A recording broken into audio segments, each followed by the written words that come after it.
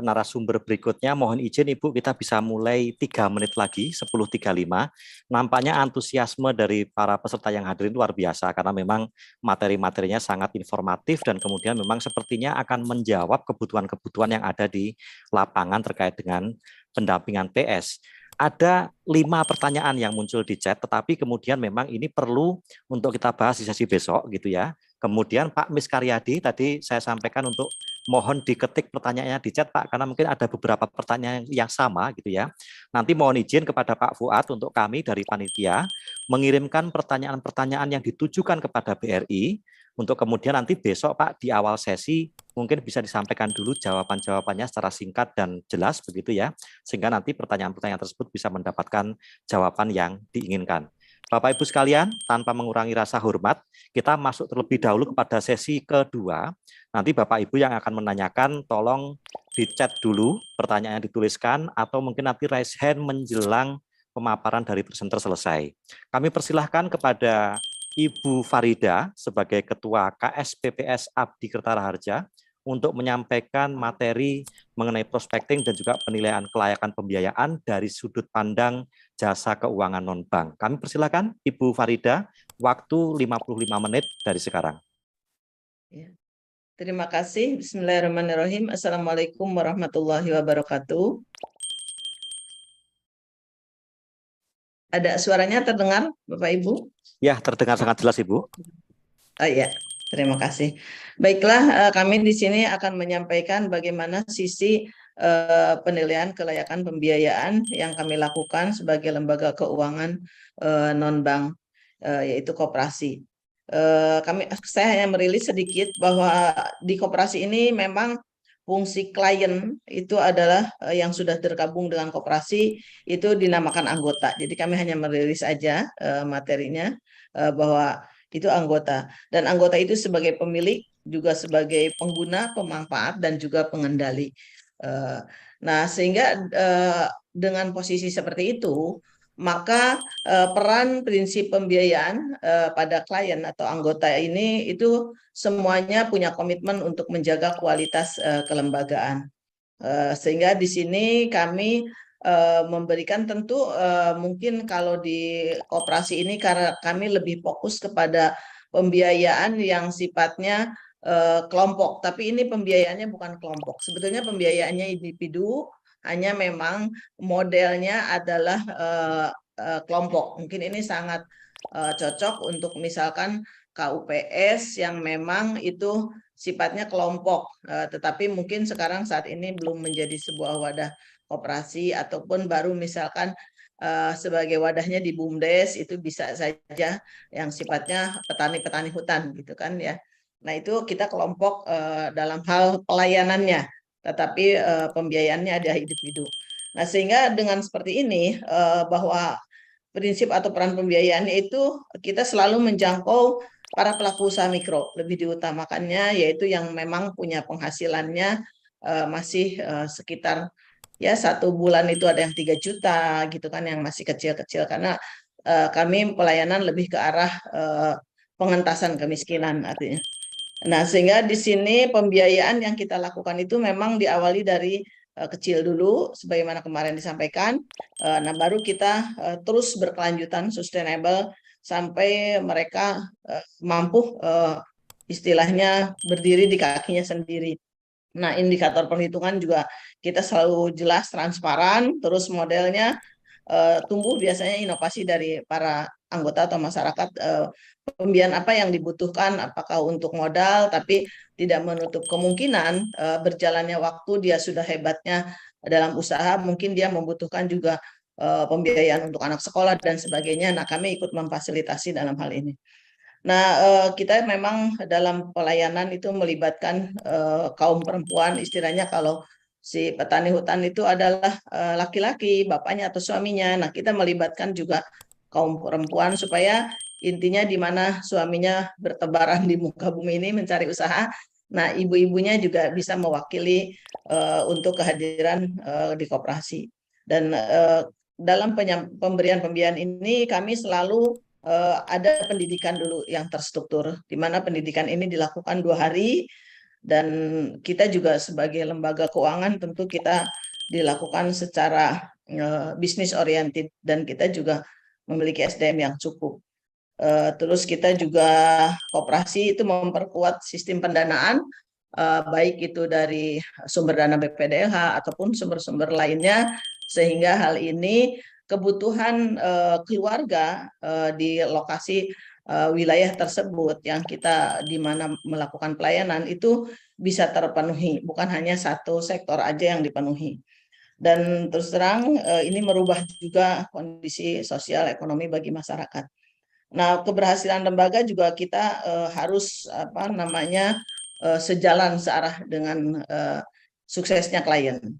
Nah, sehingga keberhasilan ini kita ukur adalah diukurnya bukan hanya bukan hanya financial reward-nya saja yang kita ukur, akan tetapi social reward daripada klien atau anggota itu kita ukur juga. Baiklah, karena spek pembiayaannya seperti itu, maka pembiayaan ini kita fokus pelaku usaha mikro, di mana pelaku usaha mikro itu belum memiliki agunan, ya. Jadi belum memiliki kalau jaminan ada, tapi agunan tidak ada kolateral, ya. Maka karena speknya itu yang kami lakukan lebih fokusnya, maka kami punya satu SOP untuk dari mulai menilai bagaimana masyarakat itu punya kemampuan dari ekonomi, sosial. Nah, SOP inilah yang kami jalankan sebagai salah satu model menguji kelayakan, menguji kondisi ekonomi, menguji kemampuan masyarakat itu atau anggota itu membayar kepada kita. Nah, tahapan SOP ini pertama kita selalu kalau misal kita speknya ini kan untuk masalah UPS, ya, usaha perhutanan sosial, maka kami tentu akan mendekati wilayah-wilayah yang memang di wilayah tersebut itu mayoritas masyarakatnya adalah spek usahanya di situ. Nah, di situ kami selalu exit permit kepada kepala desa, kepada camat. Nah, untuk melakukan sosialisasi model pembiayaan yang diperuntukkan dalam UPS ini. Nah, ada step-step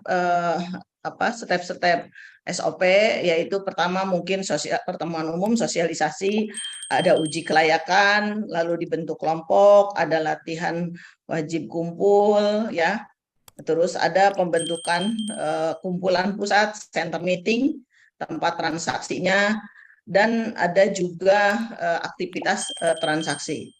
Nah, ini standar operasional yang kita sampaikan sebagai tahapan dalam pembiayaan prosesnya.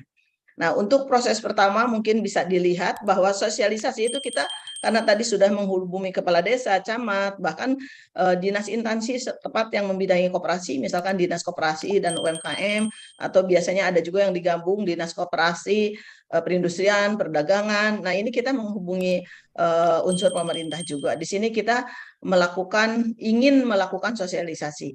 Nah, tentu kita memohon kepada kepala desa bahwa kami ingin melakukan program koperasi, ya, dalam hal pembiayaan dan juga simpanan, karena koperasi ini adalah koperasi simpanan, pembiayaan dan pinjaman syariah, ya, berbasis syariah, pinjaman dan pembiayaan syariah. Nah, biasanya ini kantor kepala desa, karena di wilayah tersebut kan, misalkan di wilayah-wilayah hutan itu kan agak sedikit jauh dari perbankan, sedikit lembaga juga sedikit, lembaga keuangan non-bank juga. Terus yang kedua, banyaknya dilayani oleh bank keliling. Biasanya jarang-jarang kami ditolak oleh kepala desa.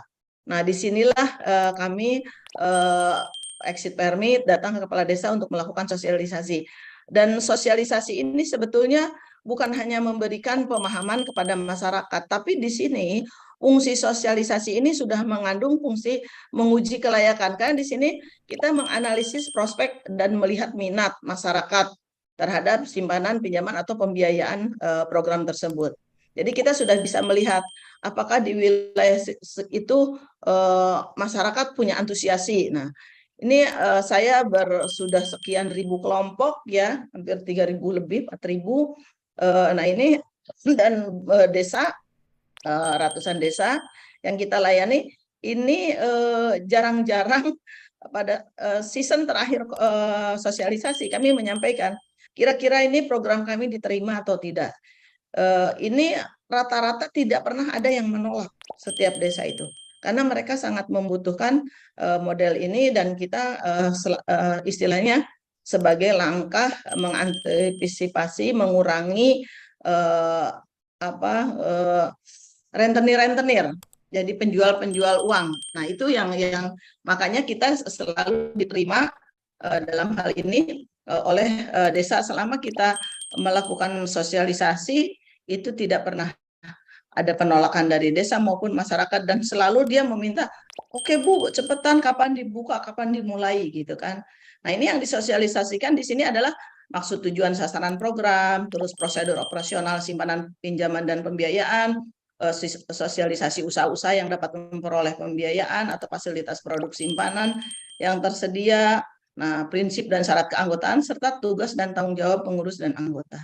Nah, ini yang disosialisasikan di wilayah desa. Nah, setelah disosialisasikan ini, kita ini menyampaikan juga di sosialisasi ini bagaimana kita istilahnya melayani pembiayaan pada usaha produktif. Misalkan memang kita tidak melayani hanya di sektor UPS aja, jadi kita juga melayani berbagai sektor karena kami punya sumber dana berbeda-beda ya. Jadi ada dari LPDB, ada dari PIP, ada juga dari BPDLH. Nah, jadi di sini kami tidak melayani hanya UPS aja. Jadi kita bisa, tapi di sini disampaikan semua usaha-usaha produktif yang memang bisa dilayani, termasuk ada misalkan sektor jasa, ojek, perdagangan dan lain-lain ya.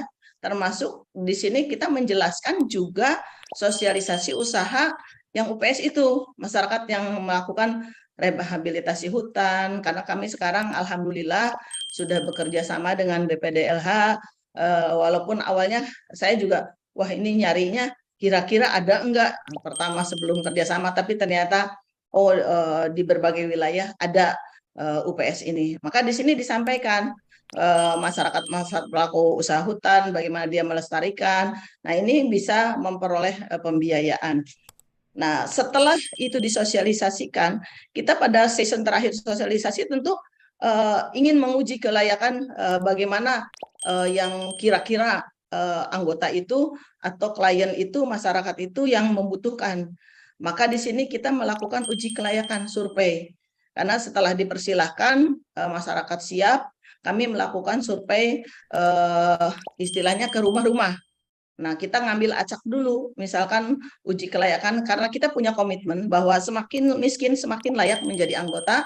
Tentu kami mendahulukan orang yang memang MBR, masyarakat berpenghasilan rendah, karena itulah yang mesti kita bantu. Nah, di sini kami menyampaikan uji kelayakan itu ada dua lembar yang biasa diwawancara oleh staf lapangan kita. Nah, ini di sini ditanya mengenai apa istilahnya penghasilan dia, terus usaha dia apa, terus mungkin biasanya kalau pelaku usaha mikro itu satu rumah kadang-kadang ada ibunya, ada anaknya. Nah, mungkin penghasilan ibunya, penghasilan bapaknya, penghasilan anaknya. Nah, terus dia juga menggunakan kebutuhan untuk konsumsi berapa, sehingga kita hitung di sini dalam uji kelayakan itu nanti akan ketemu dia punya range berapa tuh untuk kemampuan dia membayar. Nah, di sini. Nah, setelah ini dilakukan uji kelayakan secara detail, dan uji kelayakan juga ini nanti diketahui oleh suaminya, ya, terus ditandatangan oleh staf lapangnya siapa, karena ini titik awal keberhasilan suatu pembiayaan. Kalau memang tidak nanti ada kegagalan, biasanya ini kita recheck juga siapa dulu yang melakukan uji kelayakan di staf lapang dan siapa dulu pada saat uji ke lapangan. Nah, ini biasanya kegagalan adalah faktor dari sini. Nah, di sini kita recheck. Nah, setelah kita lakukan uji kelayakan dan kita ada POM-nya, itu biasanya yang diuji kelayakan di bawahnya ada tanda tangan. Nah, itu nanti kita sampaikan kepada tadi yang diuji kelayakan bahwa Ibu sebetulnya layak untuk mendapat kredit.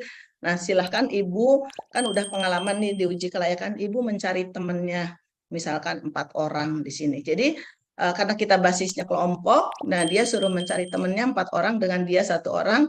Nah, kira-kira disampaikan saja kepada temennya modelnya seperti ini. Dan itu biasanya di hari keduanya setelah uji kelayakan ini, mereka sudah menyetorkan, sudah nelpon. Karena sekarang kan emaknya memang tidak punya telepon, dia bisa WA kepada petugas lapang itu, apakah anaknya, Bu, aku sudah punya nih 4 orang temennya gitu kan. Cuman kita sampaikan bahwa nanti Ibu dalam mencari teman untuk bergabung di koperasi ini, Ibu cari yang berdekatan. Jangan kasarnya nyebrang-nyebrang RT, RW, jadi nanti supaya sifat kelompoknya utuh gitu kan. Nah, itu mereka pasti di hari keduanya sudah ada yang menyampaikan. Kita recheck misalkan satu hari uji kelayakan tadi di 3 posisi misalkan. Diacak di satu desa itu. Nah, nanti dia menyampaikan saya sudah punya kelompok 5 orang, saya sudah punya kelompok 5 orang. Nah, setelah mereka sudah menyetorkan ataupun WA mengasih kabar bahwa dia sudah punya kelompoknya, baru kita dilakukan pembentukan kelompok. Nah, disinilah baru kita ada kumpul lah, istilahnya ada kumpul. Jadi ini memulai mengakuisisi debitur, terbentuknya kelompok. Nah, ini dipilih anggota yang memenuhi syarat. Nah, di sini kan nanti ditahu ada daftar-daftarnya. Nah, masing-masing kita lakukan uji kelayakan lagi. Nah, ini pembentukan kelompok ini adalah sebagai tempat interaksi, mengetahui kebutuhan apa sih yang mereka butuhkan, terus tempat pendidikannya, ini sebagai tempat untuk pendidikan nanti ke depan di hari berikutnya. Sebab apa? Biasanya para pelaku usaha mikro itu mereka agak sedikit bingung antara kebutuhan dengan keinginan. Nah, disitulah kita bisa melihat kebutuhannya apa, kita bisa menilai ini yang diperlukan pembiayaan itu bukan keinginan, tapi kebutuhan. Nah, dari kelompok inilah nanti di hari berikutnya kita sampaikan bahwa kita sebelum jadi anggota diwajibkan ikut pelatihan wajib anggota. Ini adalah merupakan suatu pendidikan. Karena kemarin kami sampaikan juga bahwa pembiayaan yang dilakukan oleh koperasi harus melalui pendidikan terlebih dahulu supaya mereka tidak memanfaatkan pembiayaan itu menjadi pola konsumtif. Nah, ini pendidikan ini kita lakukan 2 hari. Dan dalam pendidikan itu disampaikan di hari pertama mengenai program, prinsip, tujuan, kegunaan koperasi, terus proses pelaksanaan simpan pinjam, sampai hitung-hitungannya. Bagaimana kalau minjam sekian, bagaimana kalau nabung ya, tabungan, simpanan, bagaimana marginnya, sama hak kewajiban anggota. Nah, jadi di hari kedua kita sampaikan apa hak kewajiban anggota, terus merilis juga pertama bagaimana perhitungan, baru di hari kedua ini mereka sudah bisa sah menjadi anggota dan dia diperbolehkan untuk mengajukan pembiayaan. Nah, itu yang dilakukan pada saat LWA. Jadi LWA ini biasanya dilaksanakan kalau kita kira-kira sudah ada 3 kelompok yang setor ya, bahwa dia sudah punya kelompok, berarti 15 orang, satu kelompok kan 5 orang. Nah, berarti 15 orang itu bisa dilakukan LWA. Nah, tadi itu yang di LWA itu kan berarti itu calon-calon anggota yang memang sudah lolos dari uji kelayakan dan dia mendapat izin suami juga, dan anggota juga sudah membuat pernyataan bahwa sanggup mengikuti LWA. Nah, ini fungsi pendidikan sebelum memperoleh pembiayaan. Nah, tentu dari hasil LWA itu si petugas lapang sudah membawa ya usulan kebutuhan pembiayaan daripada anggota tersebut. Nah, maka disinilah kita istilahnya dianalisis ya, pembiayaan itu dianalisis dengan kemarin lembaran-lembaran yang hasil uji kelayakan. Nah, tentu begitu sudah dianalisis berarti kita telah dilakukan uji kelayakan, ada latihan. Nah, disinilah anggota sudah mulai mana yang bisa diberikan pembiayaan. Mungkin dalam pengajuan misalkan tinggi dia butuhnya sebetulnya hanya 3 juta, tapi kan karena dia kadang ngajuin aja 5 juta, takut nanti dia nggak di ACC. Nah itu dari belangko uji kelayakan tadi itu akan terdetek bahwa mereka sebetulnya tidak membutuhkan 5 juta, tapi 3 juta. Walaupun pada dasarnya pada saat LWA itu kita sampaikan, karena ini pembiayaannya sustainable, jadi terus terang kami tidak membiayai yang sektornya besar-besar. Jadi kita dimulai tahapannya, pembiayaannya ini dari maksimal 5 juta untuk pinjaman atau pembiayaan pertama. Nah, karena ini sustainable, maka kita akan memberikan pinjaman berikutnya. Pinjaman berikutnya itu adalah boleh kenaikan, mau 2 juta, nah 3 juta, nah itu ada kenaikan, diperbolehkan. Nah, di sini pembiayaan pertama, karena ini uji coba istilahnya, kita ingin melihat juga tingkat kejujuran mereka ya dalam hal ini, kenapa masih pembiayaan kecil, nah untuk melihat tingkat kejujuran, sehingga istilahnya dengan proses seperti ini juga untuk menjaga bahwa eksistensi lembaga juga betul-betul apa istilahnya terjaga. Dan kita memang pembayaran itu adalah mingguan. Jadi karena para pelaku usaha mikro itu rata-rata mendapat uangnya itu kan harian, toh dia kesehariannya oleh bank keliling yang kasarnya banyak yang beredar itu adalah harian.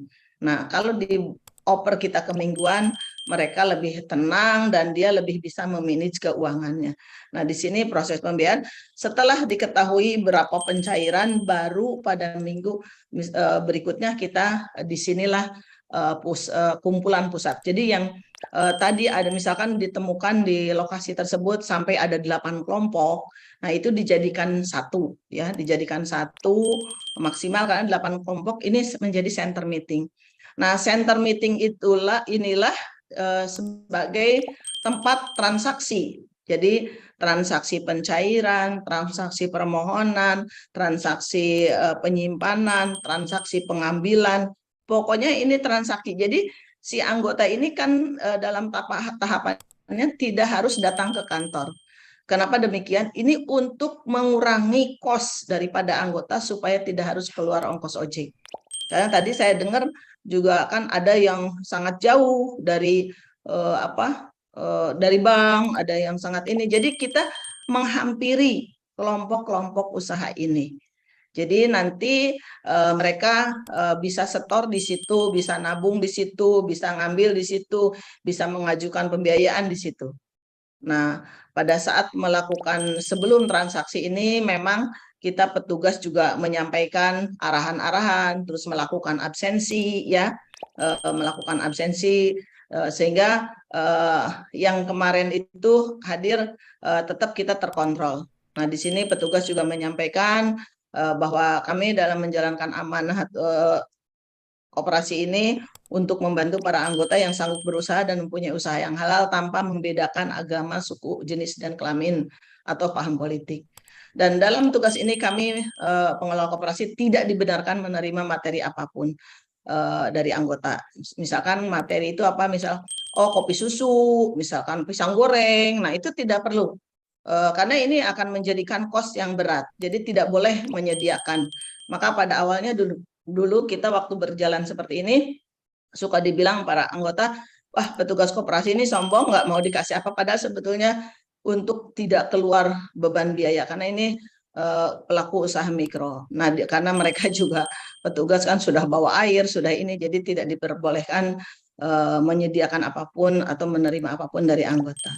Nah, di sini kita membentuk satu pola kekeluargaan dengan kumpulan seperti ini, kejujuran, karena biasanya di sini dengan bentuk kelompok ini justru mereka itu akan ada satu apa ya, ikatan batin gitu kan, dan itu akan terhindar juga kebohongan-kebohongan. Kadang-kala kan tercetus, dia ada yang mengajukan misalkan sekian juta, lah terus nanti dia akan bilang, buat apa kamu ngajuan gede-gede, bukannya kemarin kamu pinjam ke anu. Nah, biasanya itu ada keterbukaan. Ini kelebihan dari kelompok ini sangat banyak, sehingga bisa menekan NPL juga, ya bisa juga transparansi ini terbentuk dalam satu kelompok ini. Nah, dari kelompok ini setelah ini setelah selesai, jadi model transaksinya seperti ini ya, alur simpanan pembiayaannya itu. Kita ada transaksi misal di lapang tadi di center meeting. Nah, nanti si petugas lapang itu akan membawa dokumen catatan siapa yang nabung, siapa yang setor, siapa yang bayar. Nah, itu akan masuk ke kasih administrasi. Nanti uang setor kasih keuangan di cabang itu. Nanti transaksi untuk pengajuan kredit minggu depan itu diajukan. Nah, ini alur yang kita lakukan di lembaga kita. Sehingga ini terkontrol setiap harinya, bahwa kita akan mengecek, dan setiap minggunya kita setiap bulannya kita juga akan mericek buku tabungan-tabungan anggota di kantor ini, sambil kita menerapkan, membubuhkan kepada tabungan itu adalah bagi hasil yang diperoleh oleh anggota. Karena tadi bahwa anggota itu sebagai pemilik ya penerima, sehingga dia juga punya hak bagi hasil. Nah, untuk pembiayaan yang berkelanjutan, itu misalkan tadi dapat pembiayaan pertama, untuk biaya berkelanjutan tentu mungkin saja kan di pembiayaan pertama kita ada yang salah, walaupun sudah UK-nya benar dilakukan, ada yang salah, tapi intinya kita untuk menjaga perlindungan agar biaya ini terjamin dan anggota mampu mengembalikan secara utuh dan secara bertahap sesuai ketentuan, maka kita dalam pembiayaan itu sangat dijaga perlindungan pembiayaan. Bagaimana cara menjaganya? Kita selalu mencegah tadi pinjaman pembiayaan yang berlebihan. Makanya kita selalu melihat, menilai istilahnya mana sih mereka itu benar-benar yang menjadi kebutuhan, bukan keinginan. Biasanya kan kalau masyarakat agak sedikit apa ya, samar kebutuhan dengan keinginan, itu dia tidak bisa membedakan. Nah, ini kita akan selalu dijaga. Terus perhitungan tadi, pola yang wajar, kesesuaian dan kerahasiaan data anggota juga terjamin. Ini yang kita lakukan untuk menjaga sebetulnya ini.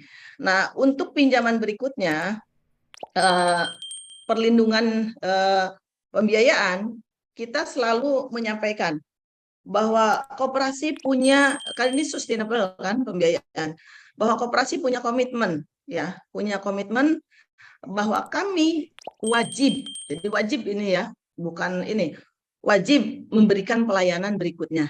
Ya kan, kalau orang tidak akan berani bilang wajib gitu kan. Wajib memberikan pelayanan berikutnya sepanjang sebetulnya 3 kategori indikator, di mana si anggota tersebut ya, dia kehadirannya 75%. Seperti tadi yang di kelompok itu transaksi center meeting, itu dia akan hadir 75%. Karena kalau 25-nya mungkin kan kadang ada kondangan lah, ada anak sakit lah, itu masih ditolerir. Nah, ini kehadirannya 75%. Yang kedua, simpanan dia itu meningkat. Misalkan yang tadinya dia mampu hanya 1.000 sehari, berarti kalau ketemu petugas 7 hari 7.000. Di kita kan ada namanya tabungan gemaseri, gemar menabung 1.000 sehari. Nah, ini sebetulnya fungsinya banyak. Gemaseri itu dia misalkan 1.000 sehari, berarti kalau 1 tahun dia sudah memperoleh 360. Nah, kalau 360 ini diambil pada saat hari raya, tentu dia tidak akan sulit mencari buat beli, bikin ketupat, bikin apa gitu kan. Nah, makanya di sini ada faktor penilaian indikator simpanan. Karena simpanan juga kan merupakan alat untuk menjaga apabila kita gagal bayar. Ya, seperti tadi dari Bapak BRI juga menyampaikan, ini fungsi simpanan itu sangat banyak. Karena simpanan itu satu, kita membantu kita dalam kesulitan. Yang kedua, dengan simpanan tersebut kita juga bisa berinvestasi. Ya, misalkan berinvestasi apabila kita mau anak sekolah nanti masa depan, nah itu kita ada simpanan masa depan. Jadi dapat berinvestasi mau bangun rumah. Nah, simpanan juga mampu membantu orang lain. Jadi selain membantu kesulitan kita, simpanan juga mampu membantu orang lain. Karena kalau kita nyimpannya misalkan gede, punya uang, pas saya habis habis dapat pembebasan tanah. Nah, daripada ditaruh aja di bantal, ya seperti tadi di TV saya melihat ada tukang jualan, dia uangnya disimpan dari satu kotak besar, begitu kebakaran tinggal recehannya yang kecil-kecil, yang 100 ribuan, seribuan ya, yang kertasnya hangus semua. Nah, disinilah makanya fungsi simpanan itu untuk menjaga. Nah, terus kita juga menjaga kita boros gitu kan. Biasanya uang kan kalau ada di tangan itu biasanya kita senantiasa ingin membelanjakan, banyak banget godaannya. Maka di sini kita membuat produk-produk simpanan cukup banyak untuk fungsinya adalah pemberdayaan kepada masyarakat. Di kita simpanan itu ada simpanan sukarela yang biasa transit keluar masuk setiap hari boleh itu si suka. Ada simpanan berjangka, itu yang jangkanya seperti deposito ya. Terus ada juga simpanan masa depan, ada simpanan Idul Fitri, ada simpanan Sikuat, ada juga simpanan apa SHUT Haji Umroh Terencana itu ada, dan ada juga tamasya. Untuk tamasya, kenapa kita buat produk banyak simpanan agar si anggota itu, masyarakat itu bisa menata keuangannya. Jadi kalau nanti untuk lembaran itu tidak ngambil uang untuk cicilan. Nah, makanya kan alhamdulillah nih saat ini pasca Covid nih hebat banget. Kemarin waktu Covid si Fitri kita hanya 5 miliar lembaga rekrut si Fitri. Sekarang udah mencapai 8 miliar. Nah, berarti dia bisa menata, mempola kehidupannya melalui simpanan ini. Maka kenapa jadi kriteria indikator pembiayaan berkelanjutan. Jadi di sini ada kehadiran 75%, simpanannya meningkat, pembayaran angsurannya 100% tepat waktu. Jadi kalau mereka juga kalau misal kita, oh sekarang dia dapat 5 juta, misal tidak ada kenaikan, dia udah paham, oh saya sih kriterianya memang saya kemarin bayar angsuran telat-telat. Nah itu justru ini melakukan kedisiplinan. Bagaimana dia bisa disiplin, nah memperhatikan pembiayaan ini harus kembali. Karena memang semua pembiayaan kan harus dipertanggungjawabkan. Koperasi juga sama, kita harus membayar kepada pemilik modal itu, baik dari perbankan maupun lembaga keuangan pemerintah non-bank. Nah itu yang kita lakukan untuk sustainable-nya. Nah ini tentu ada analisa risiko keuangan juga ya. Kalau untuk yang misalkan yang agak sedikit besar-besar itu istilahnya kita masuk ke dalam program mandiri. Kita juga ada memang yang mandiri, itu kita ada analisis risiko seperti halnya yang dilakukan oleh perbankan tadi, oleh BRI, nah menentukan tingkat kemungkinan suatu risiko ini tentu kita perhatikan. Dan juga yang di bawah juga tentu yang mikro juga kita perhatikan. Misalkan contohnya kalau yang besar-besar tadi kan ada agunan ya, ada BPKB, ada sertifikat. Nah, kalau yang kecil-kecil ini memang tanpa agunan, tapi ada jaminan. Jaminannya yang tadi itu pengembalian 100%, tepat waktu, simpanannya meningkat, terus juga disiplin kehadirannya adalah 75%. Nah, kalau yang mandiri yang agak sedikit besar-besar, misalkan yang sudah 50 juta, itu termasuk mandiri dan dia biasanya sudah harus setor ke kantor. Nah, tentu untuk yang semua juga kita akan apa sih risiko-risiko itu akan kita analisis semua untuk permohonan pembiayaan itu. Misalkan kepemilikan dan potensi keberlangsungan usaha yang dijalankan oleh si anggota tersebut, terus status tempat tinggal dan masa kependudukan, persetujuan, ibaratnya kan ada yang ngontrak tuh, misalkan sebenarnya tinggalnya dia bukan di situ. Nah, itu menjadi pertimbangan juga karena ini sebagai ya aspek-aspek risiko yang nanti itu bisa di tengah jalan ada kemungkinan yang kontrak itu pindah gitu kan. Nah, ini sangat diperhitungkan juga dalam menguji kelayakan. Nah, ini persetujuan juga pertanggungjawaban dari pihak keluarga, fasilitas pembiayaan pinjaman dari lembaga lain. Karena kalau di contohnya di Tangerang, Jawa Barat, ya Banten masuknya ya, Banten, Jawa Barat, DKI, itu biasanya si anggota itu bukan hanya satu pembiayaan, dia ke sini masuk, ke situ masuk gitu kan, ke rentenir masih juga. Nah ini juga merupakan kategori untuk menganalisis juga permohonan pembiayaan. Tentu ini satu uji kelayakan yang kita lakukan di luar istilahnya tanpa sepengetahuan si anggota tersebut, kita harus punya data ya. Biasanya ini mudah ditemukan karena memilih sebagaimana tadi disebutkan oleh Bapak Puan dari BRI juga, memang untuk mengukur karakter yang agak sulit. Maka di sini kita harus mempertimbangkan kategori-kategori ini, kemungkinan-kemungkinan dampak ini, supaya nanti dalam pembiayaan ini tidak gagal, gitu kan intinya. Nah, kalau menurut ketentuan SKKNI ya, standar kompetensi pembiayaan, memang untuk analisis uji kelayakan itu sangat banyak yang kita lakukan ya. Satu, menilai aspek legal. Ya, di aspek legal itu kita harus punya data umum perizinan anggota, terus pembiayaan dianalisis, hasil penilaian aspek legal dicatat semuanya. Menilai aspek pemasaran produk-produk yang anggota itu, menilai keuangannya, menilai aspek teknis produksinya, dan membuat rekomendasi kelayakan. Ini yang dilakukan oleh kasih kredit pada saat kita mendapat permohonan dari anggota. Jadi kita lebih fokus, karena kalau anggotanya terus yang ditanyain, terus yang di ini kan mereka kan pusing amat ya, mau minjem 5 juta juga ini banyak pertanyaannya, banyak syaratnya. Jadi kita lebih ke arah mencari informasi di luar klien tersebut. Jadi mencari info misalkan apa itu tetangganya atau saudaranya ataupun lingkungan sekitarnya. Karena itu sangat tidak sulit ya untuk ditemukan untuk menganalisis ini. Nah, misalkan untuk segi data umum, dan untuk data ini tentu kita juga sebetulnya fungsinya dari tadi melihat aspek kelembagaan, aspek legal, itu kan kita bisa melihat apakah si masyarakat itu asli penduduk situ, atau dia kontrak, atau dia hanya mampir sebentar, enggak lama, misalnya setahun 2 tahun karena dia lagi cari kerja. Nah, makanya itulah legal aspeknya adalah KTP dan KK.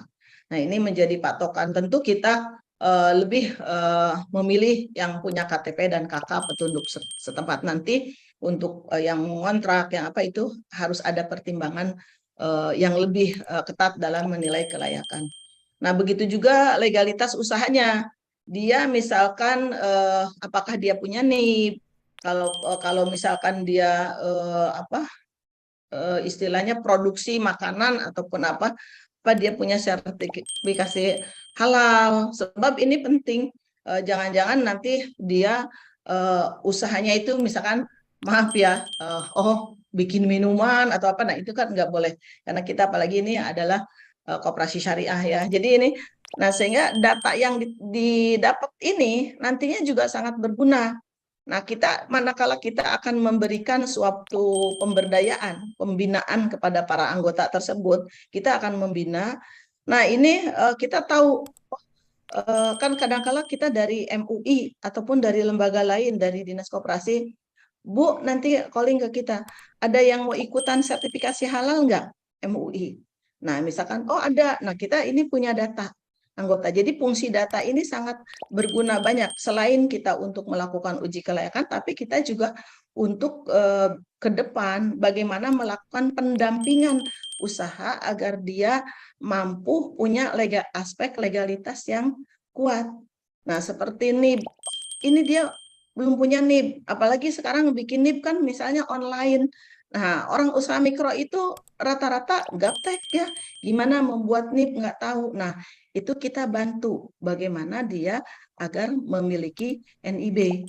Ya, nah NIB ini sangat berguna karena mungkin saja ke depan aturan pemerintah itu kan ada satu berkembang ya. Mungkin saja yang dapat BPUM, yang dapat apa, yang punya NIB.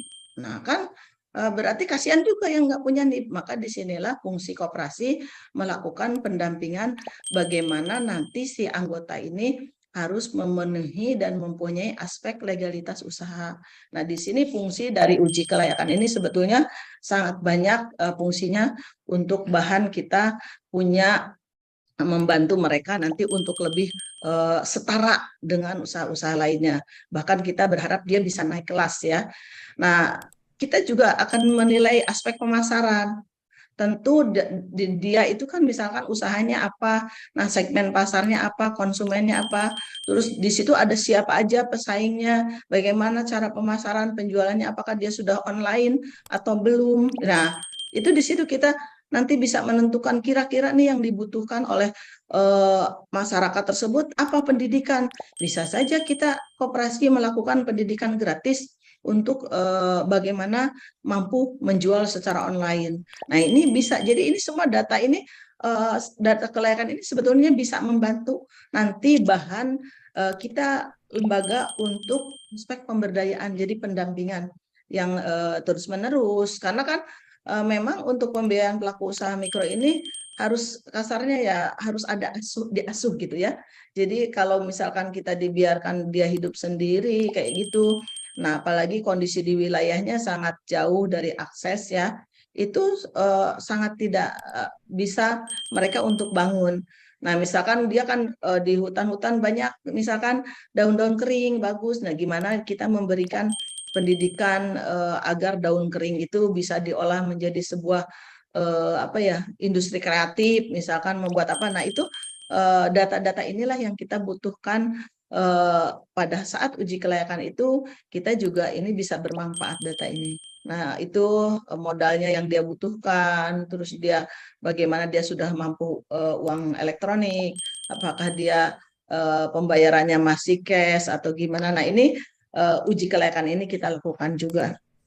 Nah, terus mengenai keuangan. Nah, tentu ini kalau keuangan aja kalau di mikro ini rasio-rasio ini eh, kita nggak hanya istilahnya sederhana lah yang kita hitung, tapi ini hanya spek-spek untuk usahanya yang sudah cukup lumayan besar, yang misal pinjaman itu di atas 50 juta karena dia harus sudah bisa. Biasanya pinjaman-pinjaman yang tinggi itu terutama biasanya ini ke bank malah nggak ke kita gitu kan. Maka di sini kita akan menanyakan tentang rasio keuangannya, terus dia cash flow keuangannya, itu kita akan analisa.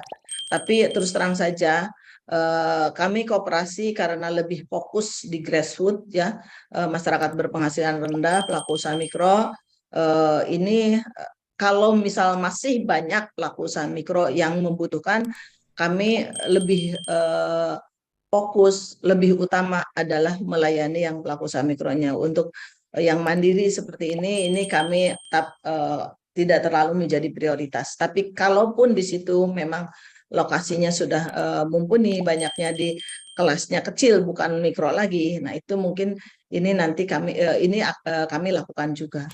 Nah, untuk menganalisa pembiayaan juga prinsip jual belinya ya, mengklarifikasi kebutuhan dan akadnya, menentukan pendekatan analisis ya, terus menilai aspek 5C itu juga kita lakukan ya. Penilaian aspek 5C itu dilakukan perputaran keuangan, terus kewajiban dan tagihan pada pihak lain. Kan kadang-kadang mereka punya apa sih? Punya pinjaman juga di tempat lain gitu. Harga barang objek pembiayaan yang diperhitungkan, hasil penilaian dan aspek keuangan. Nah, ini hasil penilaian 5C ini nanti kita simpulkan. Cuman kalau di koperasi ini lebih sederhana ya, terus terang lebih sederhana, tidak seperti di perbankan. Nah, nanti semuanya itu mengajukan putusan pembiayaan. Di kita memang ada komite-komite ya pembiayaan kita, ada jenjangnya. Kalau misalkan apa di level misalkan 30 juta itu komitenya ada di cabang di bawah, jadi pimpinan cabang. Nanti di atas sekian ada komite lagi, terus di atas sekian ada sampai ke pengurus. Ada yang 100 juta di kita memang sudah ada, itu sudah dibagi, ada surat keputusan pengurusnya bahwa level-level untuk komite kredit ditetapkan oleh koperasi. Nah, ini kita juga mengklarifikasi kebutuhan dan akad yang diperlukan. Nah, sehingga untuk akad, misalkan untuk di grassroots tadi, itu sangat sederhana. dan dilakukan oleh petugas lapang. Dan POM akad juga sangat sederhana, hanya mungkin setengah lembar daripada lembar folio, sehingga ada 2 akad di situ, ada akad wakalah, ada akad pembiayaan ya, murabahah atau musyarakah atau ijaroh di situ ada. Nah, itu sangat simpel di kita. Tidak banyak makan lembar-lembar karena biasanya kalau di kredit mikro itu mereka pusing, kebanyakan pusing. Jadi cukup 1 lembar saja, nanti kita ada penanda tanganan juga akad, mungkin yang di BPLH ada akad penandatanganan 3 pihak. Nah, itu sangat simpel sekali pokoknya, tidak menggunakan ini, jadi less paper lah, sangat-sangat ini. Nah, ini yang dilakukan oleh kita dalam hal prospektif tahapan pembiayaan maupun istilahnya uji kelayakan yang dilakukan untuk pembiayaan ini. Nah, jadi ada POM analisis pembiayaan yang kita siapkan juga sama. POM-nya cukup 1 lembar, dan biasanya untuk anggota tersebut kita diisi oleh petugas lapang ya, dan disaksikan anggota, nanti akan ditandatangan oleh anggota. Nah, barangkali itulah materi yang kami sajikan sekilas tentang prospektif dan kelayakan pembiayaan yang dilakukan oleh di Koperasi Simpan Pinjam Pembiayaan Syariah Abdi Kertara Harja. Kami sangat sederhana sekali, tidak terlalu banyak surveinya tidak terlalu banyak, jadi lebih ke arah kita secara gambaran umum, secara langsung kita sama-sama berbarengan sehingga kita bisa menilai, walaupun sama-sama tadi uji kelayakannya misalkan dari mulai sosialisasi, tapi kita bisa menilai kelayakan kita pemberian pembiayaan di berbagai sektor yang kita lakukan di wilayah pelayanan yang kita layani.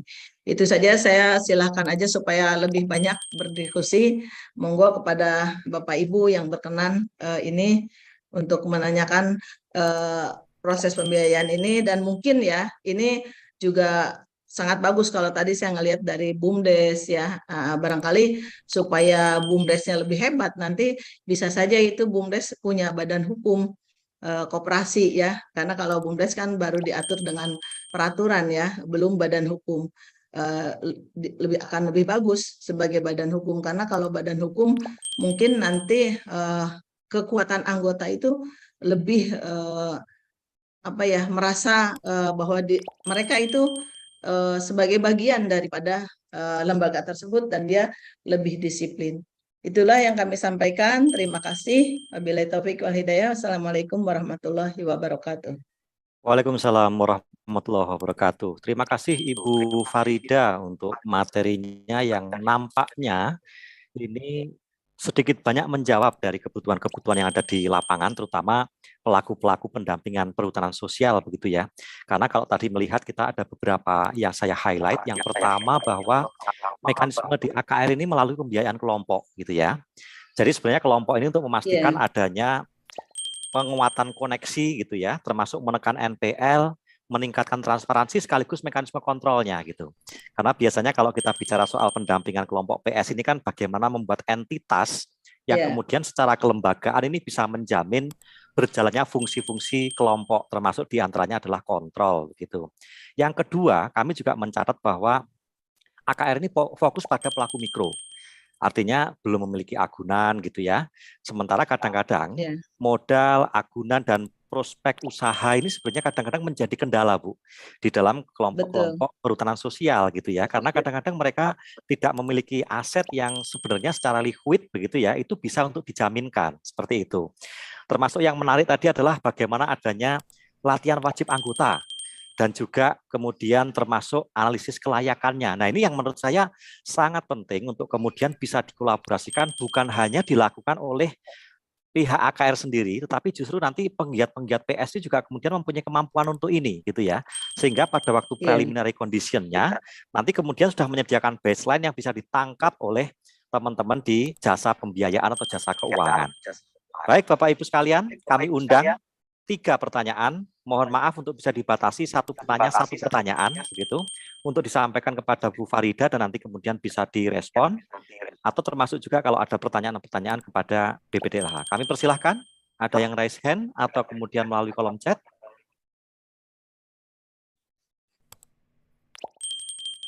Jika belum ada, ini ada beberapa komentar yang tadi saya catat. Yang pertama, mau nanya Bu Farida, kapan ya bisa sampai Iya. ke desa kami uji kelayakannya? Nah, ini ternyata ini sudah mulai ada yang semakin tertarik ini, Bu. Yang kedua, Masya Allah keren banget koperasinya. Semoga besok sampai ke Lombok atau NTB. Nah, ini Bu, ini peluang-peluang debitur baru ini, Bu. Kemudian pertanyaan juga, Iya. apakah koperasi Ibu ada di setiap kabupaten di seluruh Indonesia? Gitu. Kemudian ada juga komentar dari peserta bahwa nampaknya koperasi ini yang kemudian akan bisa membantu masyarakat, terutama di lapangan, karena kemudian tidak adanya kepemilikan lahan pertanian, sehingga kemudian kalau skema perbankan, ya skema perbankan, mungkin nanti agak sedikit masih sulit untuk kemudian bisa diakses.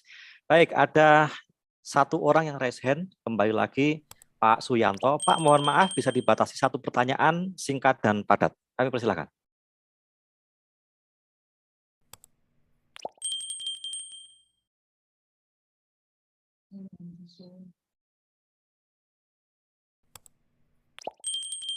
Bisa di-unmute terlebih dahulu, Pak.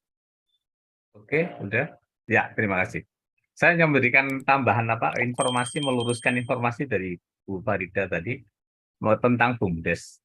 BUMDes itu sekarang sudah diatur dari Undang-Undang Cipta Kerja dan turunannya ada Peraturan Pemerintah Nomor 11 Tahun 2020 dan ada juga mengenai Permendesnya juga tahun 2021.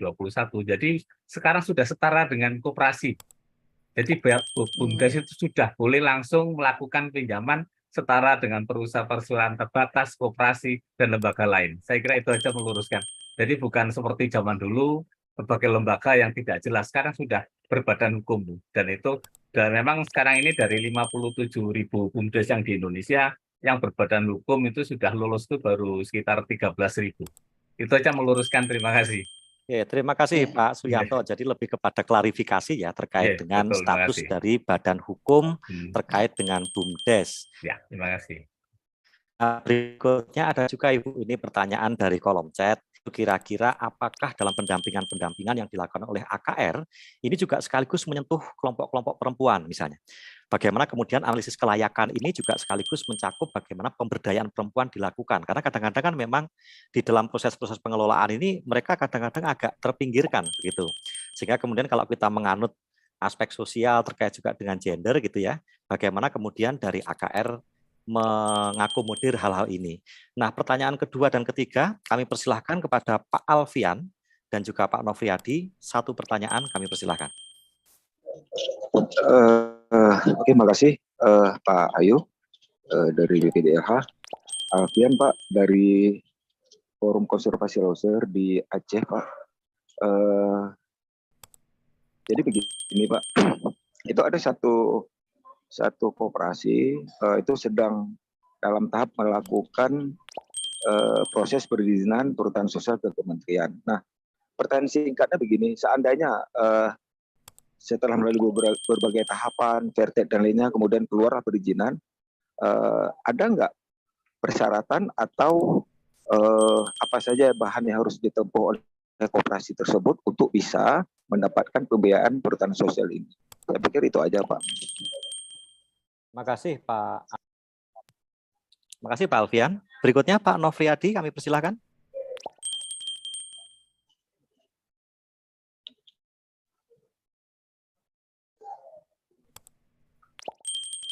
Masih di mute kayaknya Pak Nofriadi. Iya, masih di mute Pak. Bisa di unmute terlebih dahulu. Oke, mohon maaf ini tidak open cam.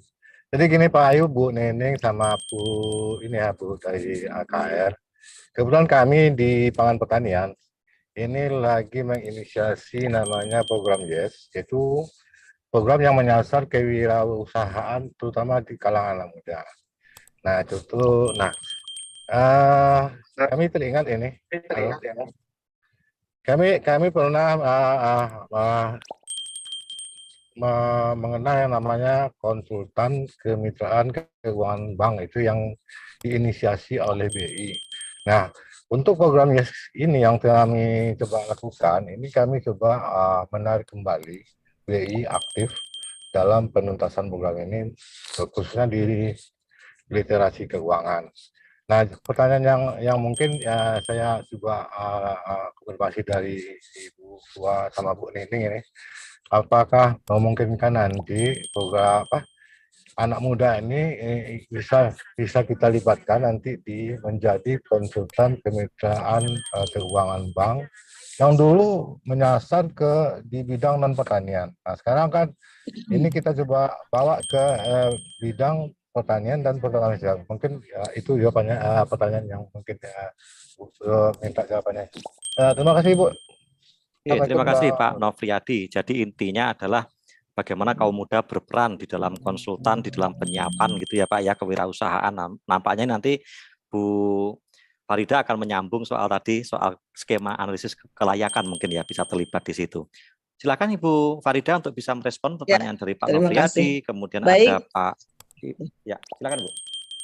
Ya, Pak Suyanto ini the best sekali ya. Selalu ada pertanyaan nih Pak Suyanto, hebat.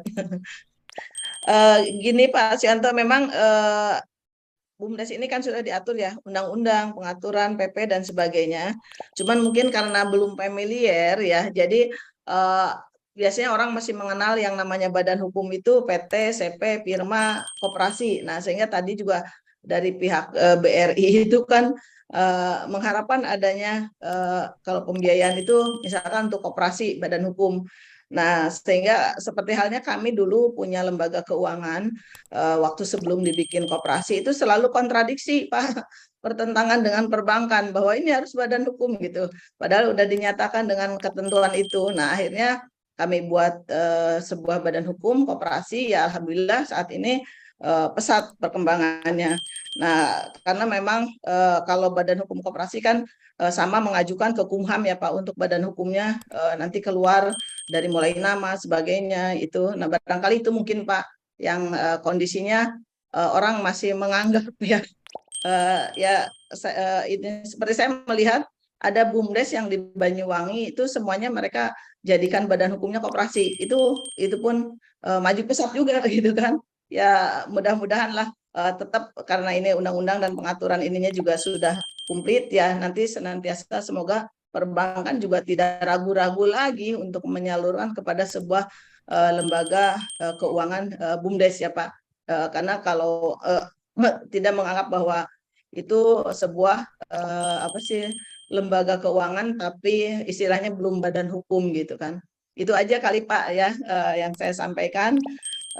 Sebetulnya manfaatnya lebih banyak juga memang untuk menjadi koperasi itu lebih memudahkan menarik investasi, karena satu-satunya lembaga keuangan yang boleh menarik simpanan dari masyarakat itu adalah koperasi.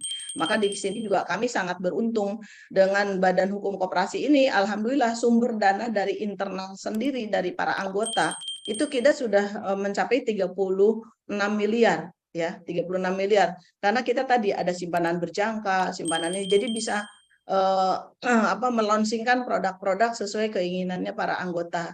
Nah, mungkin ini punya keleluasaan lah Pak istilahnya kalau kita karena kalau satu-satunya badan hukum lembaga keuangan yang boleh menarik simpanan dari masyarakat itu hanya satu di Undang-Undang Koperasi, yaitu Undang-Undang 25.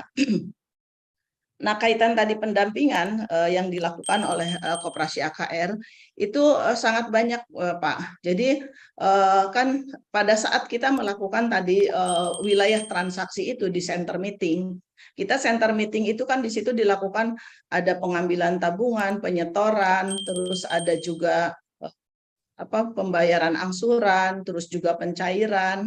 Nah, itu kita hanya cukup waktu sebetulnya setengah jam melakukan transaksi sampai penulisan, sampai ininya di buku-buku anggota itu hanya setengah jam.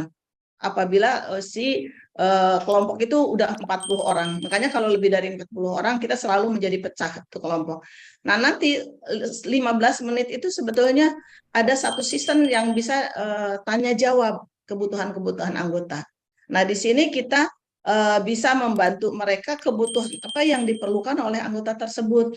Nah, kita adakan pendampingan termasuk tadi pembuatan NIB, ya, terus kita juga sertifikasi halal, terus kita juga membantu untuk PIRT, ya. Jadi itu semua proses kita pendampingan dari 15 menit itu dimanfaatkan untuk komunikasi antar anggota kebutuhan apa.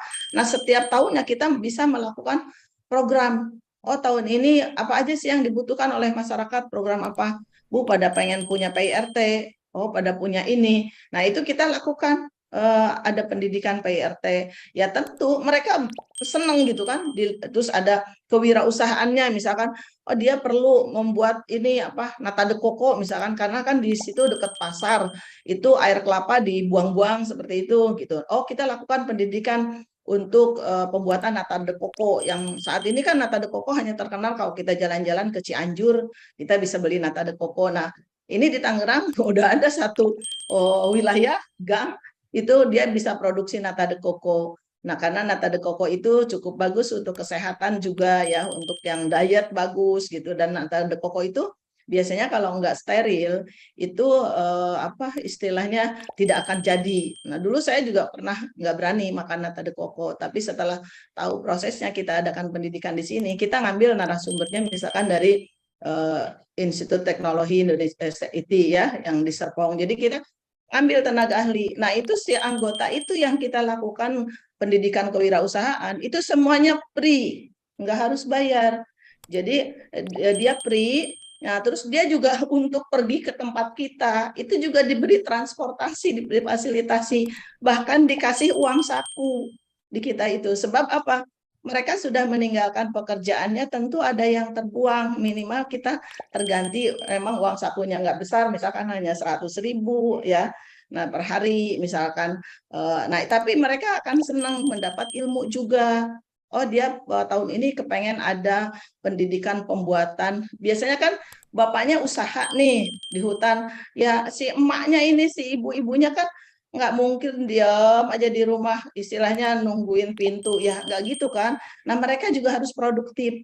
Maka disinilah kita lakukan pemberdayaan untuk para ibu-ibunya. Maka kemarin saya sebutkan bahwa kita semaksimal mungkin melibatkan emak-emaknya yang sebagai fundamental dalam kehidupan keluarga, sehingga si ibunya itu mampu menciptakan juga satu wirausaha baru gitu kan. Nah, ada pendidikan apa yang mereka ada, apa sih namanya kalau kerudung itu membuat sulam kerudung tuh ya. Jadi dia kan tidak perlu harus membeli, dia bisa membuat sulam sendiri. Jadi macam-macam pendidikan yang kita lakukan. Bahkan ada juga pendidikan seperti apa memanfaatkan kulit udang ya. Kulit udang kan suka dibuang-buang tuh. Nah, itu dijadikan penyedap. Nah, jadi banyak banget pendidikan kewirausahaan yang kita lakukan kepada anggota-anggota kita ya, kecuali kemarin setelah pasca Covid tidak boleh kumpul-kumpul ya, kita off semua ya. Nah, ini kita lakukan. Jadi banyak banget itu pendampingan mereka untuk pendidikan kewirausahaan maupun aspek legalitas usaha mereka, sehingga diharapkan yang tadinya dia hanya bekerja kasarnya, maaf ya, kalau misal nungguin pohon berbuah, nungguin ini, tapi dia bisa kerja yang lain sehingga dia nanti meningkatkan kesejahteraan. Karena memang tugas kita itu kenapa kita punya komitmen semakin miskin semakin layak menjadi anggota, karena fungsi kita tugas koperasi itu tujuannya adalah untuk mensejahterakan anggota pada khususnya dan masyarakat pada umumnya. Itu kita komitmen dari ketentuan Undang-Undang Koperasi nomor 25, dan kita komitmen juga kepada Undang-Undang Dasar 45 di pasal 33 bahwa kita itu harus membantu pemerintah menciptakan istilahnya kemakmuran untuk mereka. Nah, itu yang kita lakukan pendampingan kepada para anggota kita, baik itu ibu-ibunya maupun ya biasanya bapak-bapaknya makan kalau kata orang Tangerang ya jojon aja usaha gitu kan, nggak. Tapi ibu-ibu biasanya senang gitu kan dengan adanya pelatihan-pelatihan seperti itu, mereka mampu mengasah kewirausahaannya. Makanya kenapa dari kemarin kita sebutkan bahwa modal itu sebagai alat untuk mengasah kewirausahaan. Nah, itu jadi biar dia begitu dia gabung dengan koperasi dia lebih terbuka gitu kan. Sehingga dia bisa naik kelas, dia bisa naik penghasilannya, dia juga bisa menjadikan layak. Makanya kan untuk pendidikan belajar jualan online juga kita ajarkan. Kalau memang ibunya udah ampunlah saya udah nggak bisa, ibu punya anak kan suka main HP, coba anaknya aja yang suruh ikut, dan nanti bisa bantu ibunya gitu. Maka di kita juga ada pendidikan gratis, yaitu untuk keluarga anggota itu untuk paket kesetaraan. Karena biasanya orang-orang di grassroots itu dia asal bisa baca sekolah SMP udah putus aja. Dia harus bekerja, harus menghidupi, membantu ibunya. Nah, di situ kita melakukan pendidikan gratis kesetaraan untuk setara SNU. Nah, itu paket C. Alhamdulillah saat ini kita koperasi sudah menyekolahkan 2.500 pendidik ya. Terus ada juga kita pemberian gratis untuk tahfidz Quran itu beasiswa sekolah. Nah, kita juga ada pemberian hibah rumah layak huni yang Bu Afa benar-benar memiliki rumah tidak layak huni. Kita ada satu program namanya pemberian hibah rumah layak huni, dan itu semua digarap sumber dananya ada dari kebersamaan anggota, karena kami adalah koperasi syariah, jadi kita ibaratnya BMT Baitul Mal wa Tanwil. Jadi ada juga kita punya manajer Jiswab. Jadi ada menghimpun zakat, infak, sodako ya. Dari situ juga dana kita terkumpul. Nah, itulah yang dilakukan kita dalam kegiatan sosial maupun pembinaan kita lakukan. Nah, kenapa kita juga bisa mengurangi orang-orang yang benar-benar tidak mampu bayar saat kemarin COVID, sebetulnya kan di samping kita memanfaatkan dari cadangan PPAP, aktiva produktif koperasi, itu kita juga punya dana kebajikan. Nah, di situ kita diberikan juga yang memang pilot benar-benar itu ada infak sodakoh sehingga dia terlunasi utang-utangnya. Nah, di sini jadi program koperasi itu cukup banyak di kegiatan sosialnya ya. Ini sangat sehingga mereka bisa terbantu dan mereka bisa senang dengan menjadi anggota koperasi. Nah, kita juga makanya kemarin kita juga coba kita lakukan uji sampel ya, bagaimana komitmen anggota menjadi koperasi. Nah, ini salah satu upaya untuk menilai nanti pengembangan koperasi ini lebih eksis lagi. Dan hebatnya juga para pelaku usaha mikro ini mudah juga diajak gitu berkompromi, kekeluargaan, kegotong royongan ya. Ibaratnya kayak saya melakukan pada saat COVID itu ada dibuka wakaf ya, wakaf uang. Itu wakaf. Jadi kita sampaikan bahwa wakaf itu tidak perlu menunggu kaya. Punya uang 1.000 kita wakafkan untuk membantu orang lain, kita membesarkan koperasi, dan saya juga masih berharap ini nanti tahun ini kita membuka wakaf melalui uang sehingga kita mampu nanti menyediakan fasilitas sekolah gratis ya setara SMU. Nah, ini lagi digarap, itu wakaf dari 2020 baru dibuka. Itu dari anggota ada yang 1.000, 2.000 wakaf. Sekarang udah terkumpul hampir 1 miliar. Nah, itu jadi kehebatan kita berjamaah, berkelompok ya. Itu banyak banget manfaatnya, bisa saling membantu, saling tolong-menolong. Jadi fungsi dari hasanah orang Indonesia itu gotong royong, tolong menolong itu bisa tercipta dalam sebuah koperasi. Nah, itu Pak yang kita ini kan jadi proses kewirausahaan maupun legalitas semua kita lakukan. Mungkin itu tadi yang terakhir itu saya di sini sinyalnya agak lup-lup ya, nggak bisa menyimak Pak. Punten Pak moderator. Ya, tadi sebenarnya yang terakhir itu terkait dengan jika ada izin Bu, izin perhutanan sosial begitu ya. Kemudian apakah memungkinkan kalau itu bisa mengajukan pembiayaan dan kemudian bagaimana konsep koperasi bisa membiayai itu. Seperti itu Bu.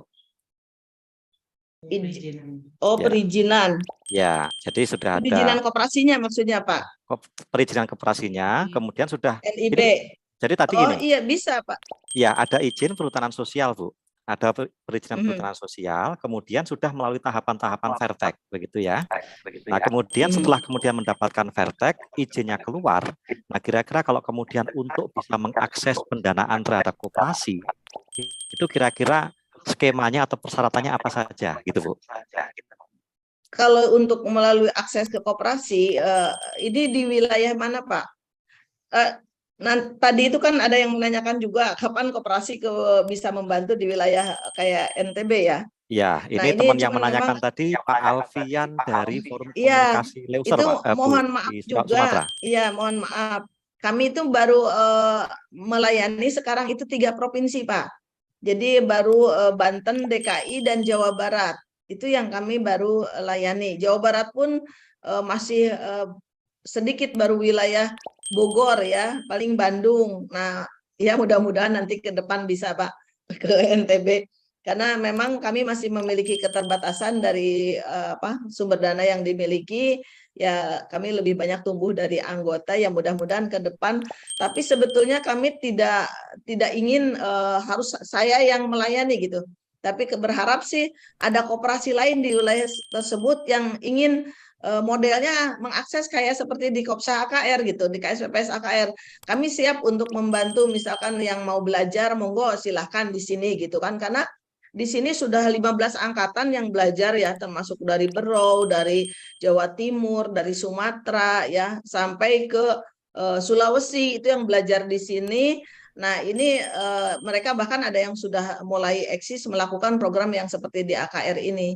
Monggo koperasi yang ada di wilayah sana untuk belajar, dan silahkan, kami sangat terbuka banget dan senang kalau memang seluruh Indonesia ada model-model koperasi yang kita lakukan ini berjalan dengan bagus gitu, Pak. Jadi untuk tadi yang penanya awal itu mohon maaf, jadi kami memang belum sampai ke arah wilayah tersebut ya. Nah, untuk proses perizinan tadi memang tadi disampaikan bahwa untuk pemberian pembiayaan ini kita lebih mengakses melayani bagaimana kemampuan si anggota itu dia dalam berusaha kan. Tentu kalau sudah ada perizinan kayak gini, ini menjadikan salah satu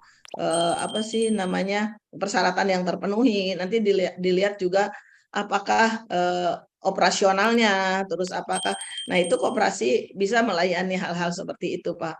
Kalau memang perizinannya sudah ada, terus tapi kita juga yang bertitik tolak adalah di action usahanya, apakah itu semua yang tercantum dalam perizinan itu dijalankan atau tidak. Nah, itu lebih fokus ke arah situ, Pak. Baik, terima kasih Bu Farida. Nampaknya Ya. waktu kita sudah habis, Bapak Ibu sekalian, tetapi jangan khawatir. Oh iya, ya udah. Pak Alfian masih raise hand, cuman kami mohon Pak Alfian untuk kemudian berkenan menyampaikan pertanyaan atau klarifikasinya melalui kolom chat, dan kemudian nanti pertanyaan-pertanyaan yang mungkin belum terjawab, Ibu Farida, kami mohon izin untuk mengirimkan melalui nomor kontaknya Ibu untuk kemudian bisa dijawab dan kita presentasikan pada sesi esok hari, Bu. Nah, nanti juga kemudian minta tolong kepada panitia untuk kemudian bisa mengumpulkan materi dari presenter hari ini di satu drive tertentu, begitu ya. Kemudian bisa di-share kepada peserta, termasuk nanti sekaligus jawaban-jawaban dari pertanyaan yang belum terbahas melalui diskusi. Sehingga nanti Bapak Ibu sekalian yang hadir ini juga bisa nanti belajar juga dari tulisan-tulisan yang ada di dalam materi-materi tersebut. Nah, berikutnya Bapak Ibu, panitia mohon di-share untuk link post-testnya. Jadi sekarang sudah mendekati akhir dari diskusi kita hari ini. Namun demikian, untuk kemudian melihat apakah kita mempunyai peningkatan pengetahuan, pemahaman terkait dengan pembiayaan, begitu ya. Ada link post-test yang perlu Bapak Ibu isi sekalian. Nah, link post-test ini akan eksis atau akan bisa diakses sampai dengan nanti jam 6 sore. Jam 6 sore waktu Indonesia Barat. Jadi silahkan, kalau memang nanti ada Bapak Ibu yang mungkin mempunyai agenda yang lain setelah meeting ini, mungkin nanti post-testnya bisa diisi nanti agak-agak siang, misalnya setelah makan siang atau mungkin setelah sesi isoma begitu ya. Nanti kemudian untuk diisi link post-testnya. Nah, berikutnya sebagai akhir dari sesi diskusi ini, kami akan mencoba memaparkan beberapa rumusan atau poin-poin yang nampaknya akan menjadi dari tindak lanjut dari ketiga pihak. Kalau saya melihat ada 3 yang terlibat secara intensif gitu ya. Yang pertama ada jasa keuangan, baik bank maupun non-bank. Yang kedua ada teman-teman pendamping maupun pemegang izinnya. Dan yang ketiga adalah dari pihak pemerintah sebagai regulator. Nah, jasa keuangan ini sebenarnya setidaknya ada 3 yang nampaknya nanti perlu untuk ditindaklanjuti.